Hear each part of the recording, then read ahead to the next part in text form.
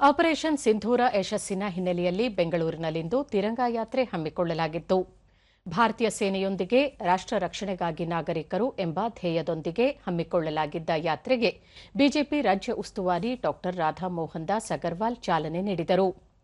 ಈ ವೇಳೆ ವಿಧಾನಸಭೆ ವಿರೋಧ ಪಕ್ಷದ ನಾಯಕ ಆರ್ ಅಶೋಕ, ವಿಧಾನ ಪರಿಷತ್ ಸದಸ್ಯರುಗಳಾದ C T Ravi, N Ravikumar, air marshal Murali ಇನ್ನಿತರ ಗಣ್ಯರು ಪಾಲ್ಗೊಂಡಿದ್ದರು. ಬೆಂಗಳೂರಿನ ಶಿರೂರು ಪಾರ್ಕ್ ಮೈದಾನದಿಂದ ನಗರದ ಪ್ರಮುಖ ರಸ್ತೆಗಳಲ್ಲಿ ತಿರಂಗಾ ಯಾತ್ರೆ ನಡೆಯಿತು.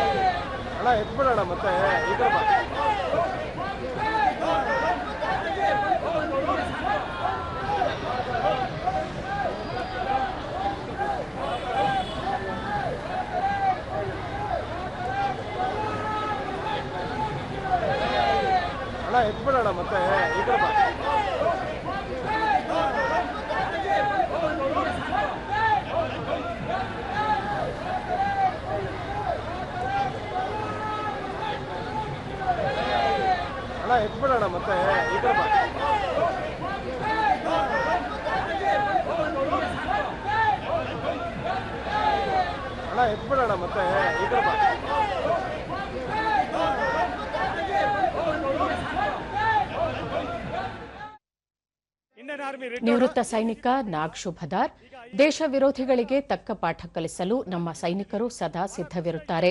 ಸೈನಿಕರಿಗೆ ಬೆಂಬಲ ಸೂಚಿಸಿ ಪ್ರೋತ್ಸಾಹಿಸುತ್ತಿರುವುದು ಸಂತಸ ತಂದಿದೆ ಎಂದು ಅಭಿಪ್ರಾಯಪಟ್ಟರು. ನಮ್ಮ ಆರ್ಮಿ ಅವರಿಗೆ ಅಂತ ಬಹಳ ಹೆಮ್ಮೆ ಇದು.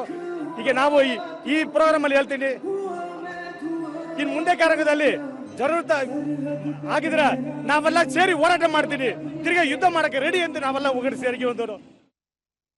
ಸ್ಥಳೀಯರಾದ ಅದಿತಿ, ದೇಶದ ಸೇನೆ ಆಪರೇಷನ್ ಸಿಂಧೂರ ಕಾರ್ಯಾಚರಣೆಯ ಮೂಲಕ ಭಯೋತ್ಪಾದಕರನ್ನು ಹತ್ತಿಕ್ಕಿರುವುದು ಹೆಮ್ಮೆಯ ಸಂಗತಿಯಾಗಿದ್ದು, ಸೈನಿಕರ ಸೇವೆಗೆ ನಮ್ಮೆಲ್ಲರ ಬೆಂಬಲ ಸದಾ ಇರುತ್ತದೆ ಎಂದು ಹೇಳಿದರು.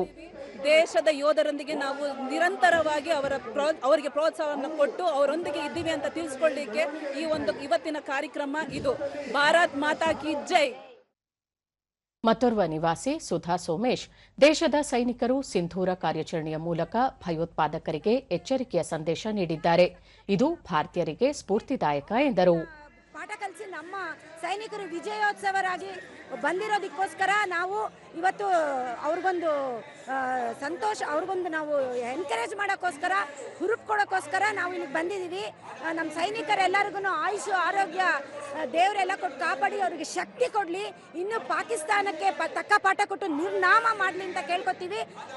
ಪಾಕಿಸ್ತಾನ ಎಷ್ಟೇ ನಮ್ಮ ದೇಶದ ಏನೇ ಒಂದು ತೊಂದರೆ ಕೊಟ್ಟರು ನಮ್ಮ ಸೈನಿಕರ ಮುಂದೆ ಯಾವುದೇ ರೀತಿಯ ಅವ್ರದ್ದೇನೋ ಆಟ ನಡೆಯಲ್ಲ.